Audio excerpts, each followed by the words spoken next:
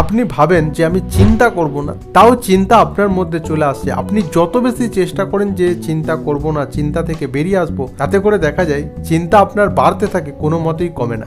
এই রকম কেন হয় সেই জিনিসটাই আপনাদেরকে বলবো। আসলে আমাদের ব্রেন যেভাবে কাজ করে, আমাদের ব্রেন সবসময় নেগেটিভ জিনিসটাকে বেশি অ্যাট্রাক্ট করে বা আকর্ষণ করে। তাই আপনি যখন ব্রেনকে বলছেন যে করব না, এই নেগেটিভ জিনিসটা কিন্তু অটোমেটিক্যালি করতে শুরু করে দেয়। অর্থাৎ যেহেতু আমাদের ব্রেন নেগেটিভ জিনিসটাকে বেশি আকর্ষণ করে, তাই আপনি যখন বলছেন যে আমি চিন্তা করব না, অটোমেটিক্যালি চিন্তা বাড়তে থাকছে। আমাদের ব্রেন, আপনি এটাকে মনও বলতে পারেন, ঠিক বাচ্চা ছেলের মতো। মানে আপনি যে জিনিসটা করতে বারণ করবেন সেই জিনিসটাকেই বেশি অ্যাট্রাক্ট করবেন। তাহলে এখন থেকে আপনার যদি বেশি মাত্রা চিন্তা হয়, আপনি যদি আপনার মনকে নিয়ন্ত্রণ করতে না পারেন, তাহলে কখনোই বলবেন না করব না, তাহলে কিন্তু এটা আরো বেশি পরিমাণে হতে থাকবে। এই ছোট্ট টিপসটা কাজে লাগান আর আপনার মনকে শান্ত করুন।